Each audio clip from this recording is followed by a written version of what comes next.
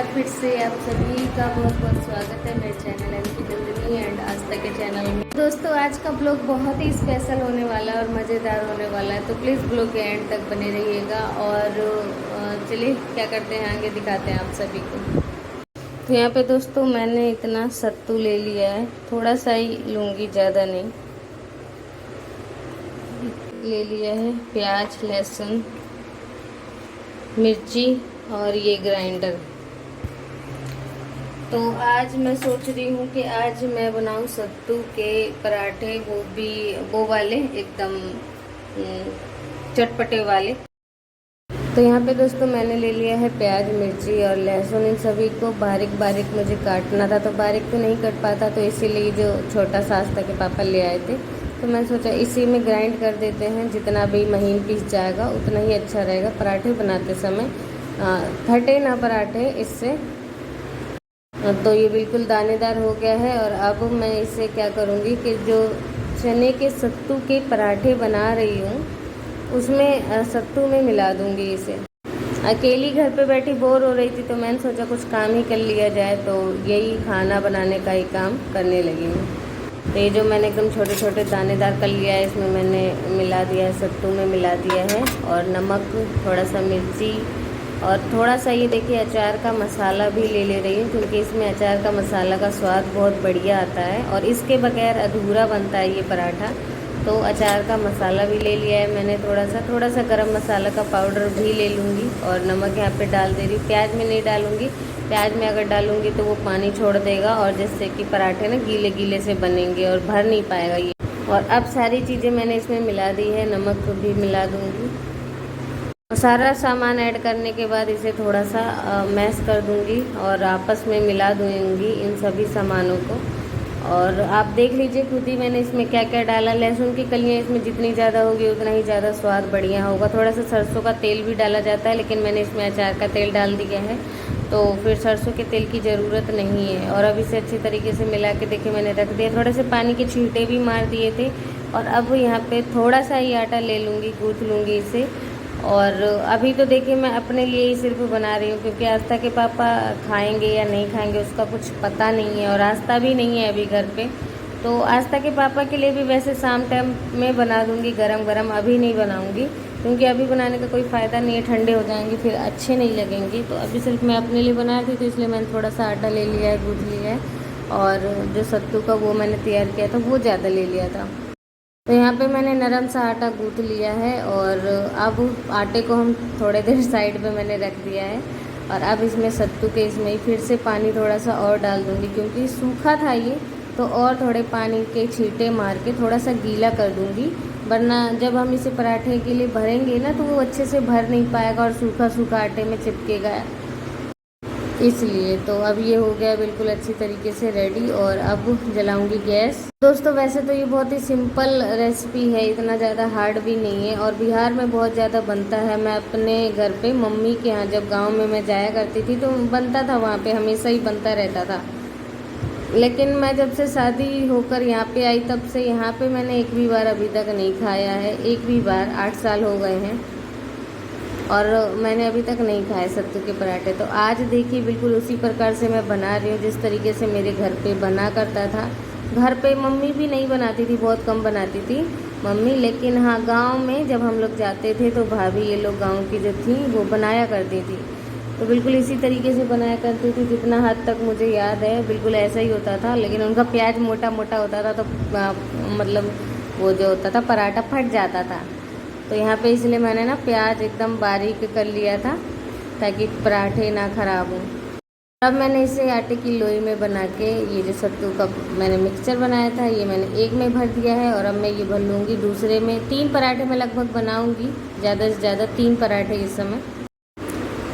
तो ये भर भी ना बहुत आसानी से गए हैं और फट भी नहीं रहे, जैसे कि आलू होता है ना बाहर आ जाता है, ज़्यादा हो जाता है, तो ऐसी कुछ दिक्कत नहीं आई। बहुत अच्छा पेस्ट बनकर रेडी हो गया था। और बेलने के समय ना बिल्कुल भी निकला नहीं पेस्ट बाहर, और बहुत अच्छे पराठे बने। आप सभी के यहाँ से कौन कौन लोग जानते हैं सत्तू के पराठे, या फिर खाया है, या फिर आपके घर पे भी बनता है, प्लीज़ कमेंट करके बताइएगा। आपके घर में सत्तू के पराठे, चने के सत्तू के पराठे बनते हैं या नहीं बनते हैं। वैसे सत्तू का वो भी बनता है, एक लिट्टी चोखा होता है ना, वो भी बनता है, लेकिन वो वो नहीं बना के खाया मैंने आज तक। और मम्मी के यहाँ जबकि बनता था, जब भी सर्दियाँ में आग आग जलाते थे तो मम्मी बनाती थी, और उसके साथ होता था बैंगन का भरता, वो भी बहुत टेस्टी लगता था।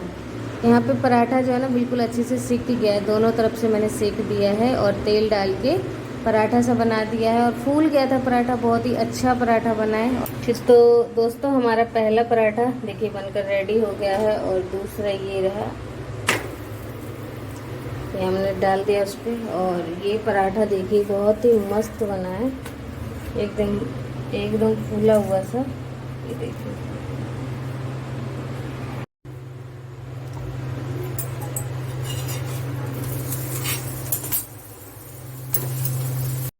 तो यहाँ पे अब दोस्तों दूसरे पराठे को भी अच्छी तरीके से सेक लेंगे। इसे भी मैंने दोनों तरफ से अच्छे से पका लिया है। किनारे किनारे थोड़ा सा कच्चा टाइप का दिख रहा है, लेकिन अच्छे से उसमें भी अभी ऑयल लगा के अच्छे से पका दूंगी, और जब पूरा पक जाएगा जब इसे तवे से उतार लेंगे। और फिर पराठे बनाने के बाद मैंने क्या करने लगी, चटनी पीसने लगी। जब तक वो हल्के से ठंडे हो रहे ना तब तक मैं चटनी पीस कर रेडी हो जाएगी, क्योंकि ज़्यादा चटनी नहीं बनानी थी, थोड़ी सी चटनी बनानी है। तो इसलिए जब तक पराठे थोड़े से ठंडे हो रहे थे तब तक मैं यहाँ पे चटनी पीस ली है मैंने चटपटी। और मिर्ची की मात्रा थोड़ी ज़्यादा रखी है ताकि ज़्यादा चटपटे बने, और चटनी जो है ना इसलिए थोड़ा सा फीका कलर दे रही है। तो ये देखिए दोस्तों कितनी जल्दी और कितना ही ज़्यादा टेस्टी खाना जो है ना बनकर तैयार है। और मेरे मुँह में तो पानी भी आ रहा है, क्योंकि मैंने ना बहुत दिनों से ना ये खाना नहीं खाया है, सत्तू के पराठे और चटनी। तो ये देखिए, तो आप सभी भी दोस्तों आ जाइए, जिन जिन लोगों को सत्तू के पराठे चखने हैं कैसा बना है, तो बहुत ही टेस्टी बना है, और आ जाइए। चलिए पहले आप ही को पहला कौर खवाते हैं। और इसमें थोड़ा सा सत्तू कम दिख रहा है, लेकिन टेस्ट फिर भी बहुत बढ़िया है, बहुत प्यारा टेस्ट। दोस्तों अब हो गया है सुबह का समय, वो था मतलब कि शाम के समय से थोड़ा पहले का टाइम था जब मैं पराठे बना रही थी। और आस्था के पापा को मैंने बोला भी था कि आप खा लो, तो कह रहे हाँ, उन्हें नहीं खाना था। फिर मैंने शाम टाइम दूसरा खाना बनाया था, वो खाया था उन्होंने। और अब सुबह हो चुकी है, मैं बना रही हूँ सुबह सुबह की चाय, और आस्था के पापा के लिए थोड़ा सा खाना बना रही हूँ, ले जाना है उन्हें कंपनी में। तो चाय जैसा कि आप सभी को पता ही है, काली चाय आजकल मैं ज़्यादा पी रही हूँ। एक तो मुझे अपना फैट थोड़ा सा कम करना है, और दूध वाला चाय ना इसलिए भी नहीं पी रही हूँ। मैंने सोचा था ग्रीन टी पीऊँगी वहाँ जाके, बाहर जाके, लेकिन ग्रीन टी से भी अच्छा ये सही है, शायद सही है, ये सेहत के लिए सही होता है। तो काली चाय ही इन दिनों तो पी रही हूँ। कुछ दिन बाद अगर फैट फिर भी नहीं घटेगा ना तो मैं ग्रीन टी स्टार्ट कर दूँगी पीना। और कमेंट ये आया था कल के दिन कि आप तो यहाँ पे आके बहुत मस्त हो गई ना, और आपके हस्बैंड कमज़ोर हो गए हैं। तो मैंने थोड़ी ना उन्हें कमज़ोर कर दिया। अब भाई स्टार्टिंग है, हम लोग शुरू शुरू यहाँ पे आए हैं, तो थोड़ी तो टेंशन होगी, ठीक है। लेकिन आपका ये कहना कि तुम मस्त हो गई और तुम्हारे पति कमज़ोर हो गए हैं, तो इसमें मैं क्या कर सकती हूँ। अगर मैं उन्हें खाना पीना बना के नहीं दे रही होती तो आप कहते ये बात, और अगर उन्हें कहीं ना कहीं कमज़ोर उनका शक्ल सही में हो गया है, तो वो कुछ ज़्यादा टेंशन ले रहे हैं, इस वजह से हो गए, ना कि मैंने उन्हें कुछ कर दिया है और आप उसका इल्ज़ाम मुझ पे दे रहे हैं कि आप तो मस्त हो गई हैं और आपके हस्बैंड ऐसे हैं। तो ये बात सुन के बहुत बुरा सा लगा, पढ़ के बहुत बेकार लगा, बहुत ही ज़्यादा बेकार। तो ये कमेंट बिल्कुल भी पसंद नहीं आया, बिल्कुल भी अच्छा नहीं लगा। और ऐसे ऐसे कमेंट ना इंसान को सदमे में डाल देते हैं कि शायद मेरी वजह से कुछ ना कुछ हो रहा है। यहाँ पे दोस्तों आस्था के पापा चले गए हैं काम पे, खाना आना उन्हें पैक करके दे दी थी, और अब घर की साफ़ सफाई में लग गई हूँ, पोछा लगा दे रही हूँ। आस्था नहीं है घर पे, बहुत ही बुरा लग रहा है, टाइम ही नहीं कट रहा है बिल्कुल भी, और समय जैसे लग रहा है ना 2 दिन की जगह 4 दिन ऐसा लग रहा है। तो कल के ब्लॉग में आपने देखा था आस्था चली गई है, और कल पूरे दिन नहीं थी, और आज भी पूरे दिन नहीं है आस्था घर पे। तो बहुत बेकार लग रहा है, लेकिन आज शाम को आ जाएगी, शाम टाइम आएगी बिल्कुल।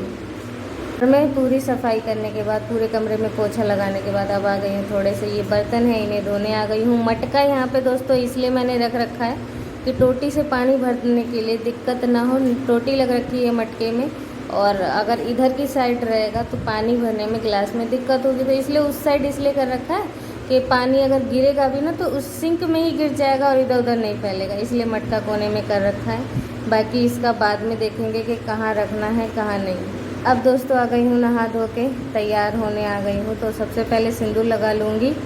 और ये भी कमेंट आ रहे हैं कि आप बहुत ज़्यादा गोरे होते जा रहे हो। तो कमरे में अगर एक बंदा 24 घंटे बंद रहेगा तो क्या होगा, गांव से आया हुआ बंदा, गांव का थोड़ा सा कलर वैसे ही डाउन होता है।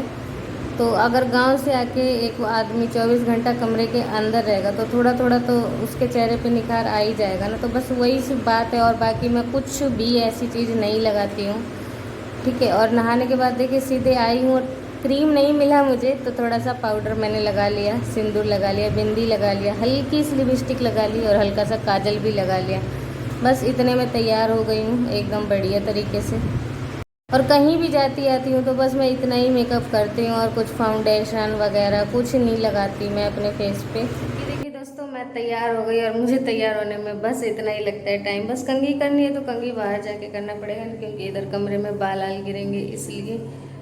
तो सिंदूर, बिंदी, हल्की सी लिपस्टिक लगाई, बिल्कुल हल्की सी, और आज काजल भी लगा। वैसे मैं काजल तो नहीं लगाती थी। तो आज का ब्लॉग तो दोस्तों यहीं पे एंड करते हैं, क्योंकि घर के सारे काम हो चुके हैं और मैं बस अब बैठूंगी, आराम करूंगी। आस्था नहीं आई है, क्योंकि आस्था कल गई थी अपनी चाची के यहाँ, वहाँ दाई के यहाँ, तो वो अभी तक आई नहीं है। तो वो जब आएगी तो मुझे भी अच्छा लगेगा, लेकिन अभी कुछ काम है नहीं मेरे को, तो बस मैं आराम ही करूँगी। और अभी से लेके 5 बजे तक, 5-6 बजे आस्था आ पाएगी घर। तो कैसा लगा है दोस्तों आप सभी को आज का ब्लॉग? आशा करती हूँ आज का ब्लॉग आप सभी को बहुत पसंद आया होगा। तो प्लीज़ वीडियो को एक लाइक कर दीजिएगा और चैनल को सब्सक्राइब कर दीजिएगा जिन लोगों ने अभी तक चैनल को सब्सक्राइब नहीं किया है। जो लोग आज मेरे चैनल में नए आए हैं तो प्लीज़ चैनल को सब्सक्राइब कर दें। और मिलती हूँ आप सभी से नेक्स्ट ब्लॉग में एक अच्छे से ब्लॉग के साथ। तब तक के लिए bye bye and take care, अपना ध्यान रखिए।